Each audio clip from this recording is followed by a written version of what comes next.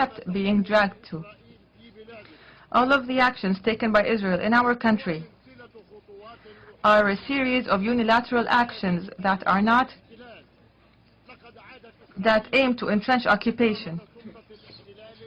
Israel has re-established the administrative and military authority in the West Bank with a unilateral decision, and it decided that its military authorities are the ones that determine the right of any of the citizens on whether to reside in any area of Palestinian land. And Israel is the one that decides to confiscate our land and our water and to obstruct our movement as well as the movement of goods unilaterally. And yet they speak of unilateralism. Despite our agreements, and these agreements forbid unilateral individual actions. Ladies and gentlemen, in 1974, our deceased leader, Yasser Arafat, came to this hall and assured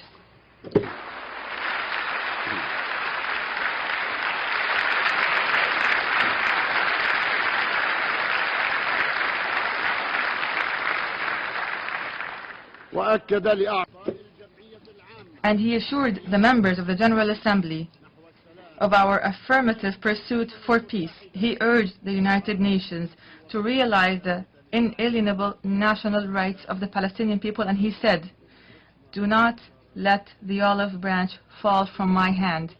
Do not let the olive branch fall from my hand." In 1988, President Arafat again addressed the General Assembly, which convened in Geneva to hear him. There, he submitted the Palestinian Peace Program adopted by the Palestine National Council at its session held that same year in Algeria.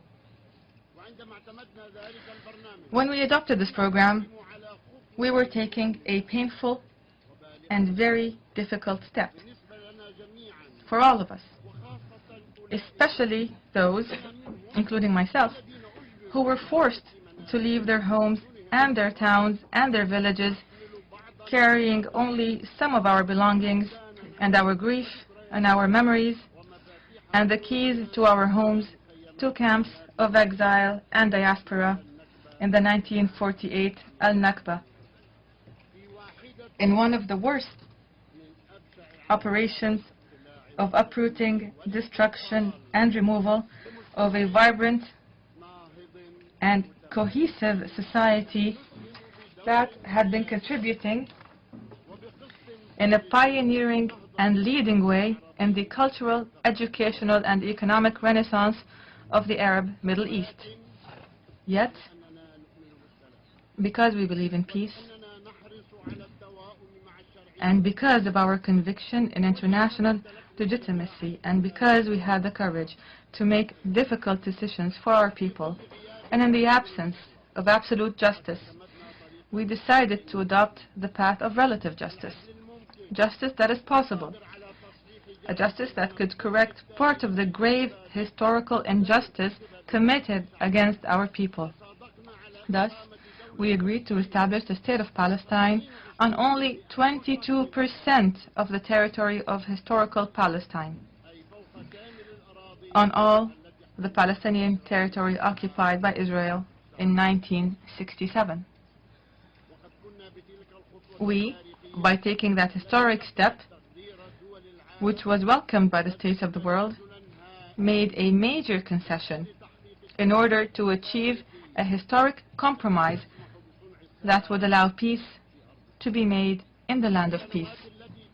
In the years that followed, from the Madrid Conference and the Washington negotiations leading to the Oslo Agreement, which was signed 18 years ago in the White House garden and was linked with the letters of mutual recognition between the Palestine Liberation Organization and Israel, we persevered and dealt positively and responsibly with all efforts aimed at the establishment of a lasting peace agreement. Yet, as we said earlier, every initiative and every conference and every new round of negotiations and every movement was shattered on the rock of the Israeli settlement expansion project.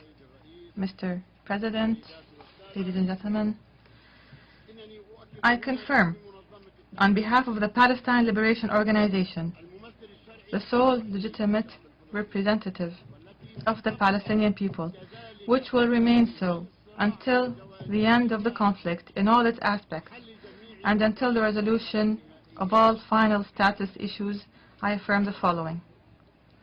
Number one, the goal of the Palestinian people is the realization of their inalienable national rights and their independent state of Palestine, with East Jerusalem as its capital on all the land of the West Bank, including East Jerusalem and the Gaza Strip, which Israel occupied in the June 1967 war, in conformity with the resolutions of international legitimacy and with the achievement of a just and agreed-upon solution to the Palestine refugee issue in accordance with Resolution 194 as stipulated in the Arab Peace Initiative, which presented the consensus Arab and Islamic vision to resolve the core of the Arab-Israeli conflict and to achieve a just and comprehensive peace that we are committed to and work towards.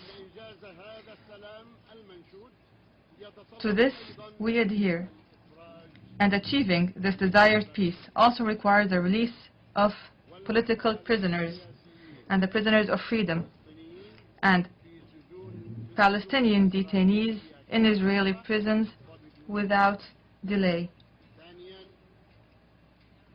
Number two,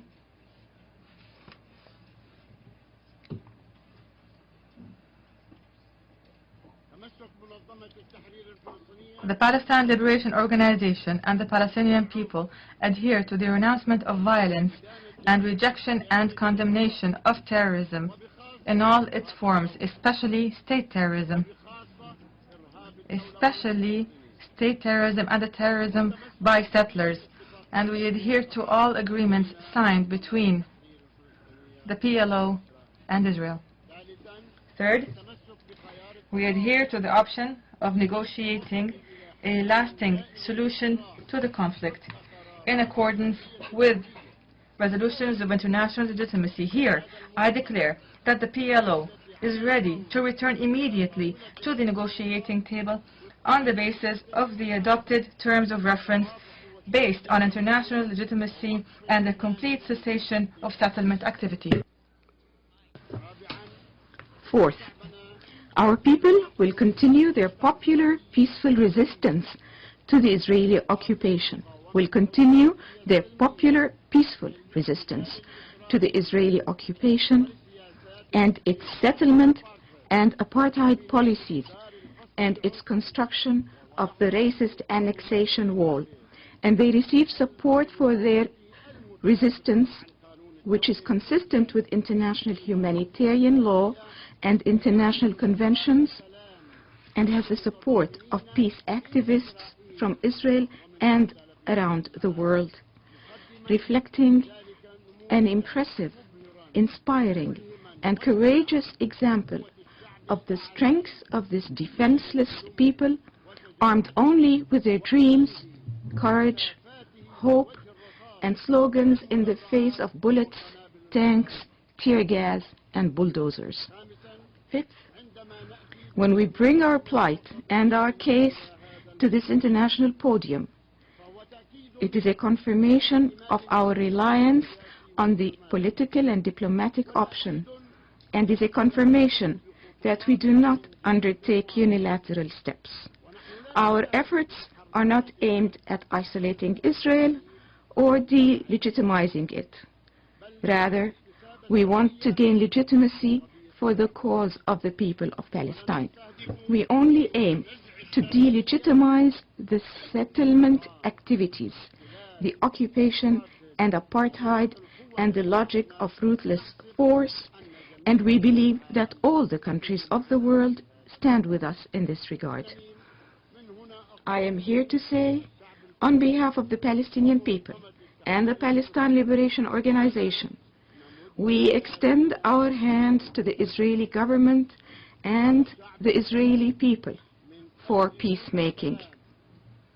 I say to them, let us urgently build together a future for our children where they can enjoy freedom, security, and prosperity. Let us build the bridges of dialogue instead of checkpoints and walls of separation. Let us build cooperative relations based on parity and equity and friendship between two neighboring states, Palestine and Israel, instead of policies of occupation, settlement, war, and eliminating the other. Mr. President,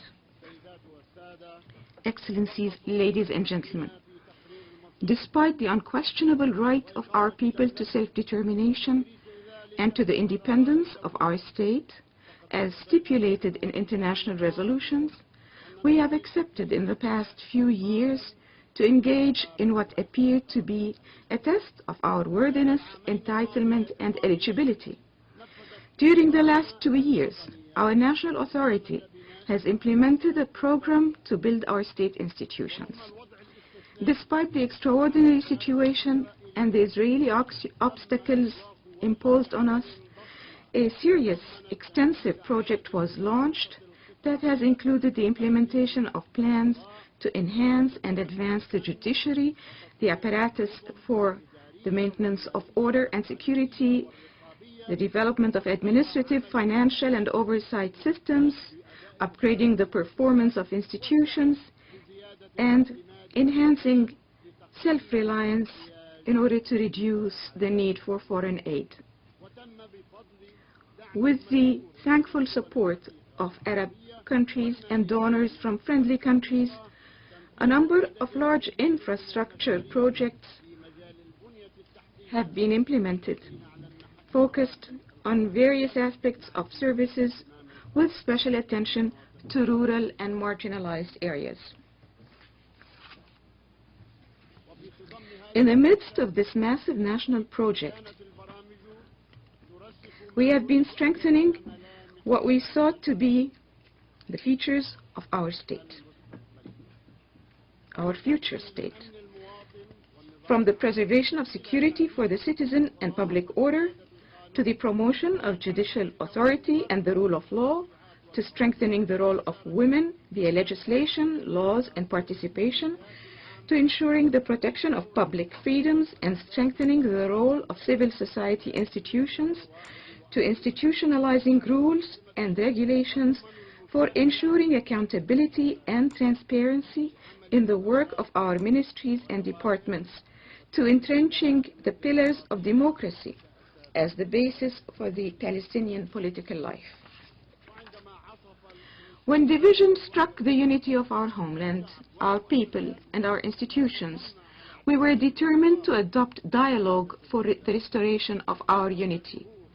We succeeded months ago in achieving national reconciliation, and we hope that its implementation will be accelerated in the coming weeks.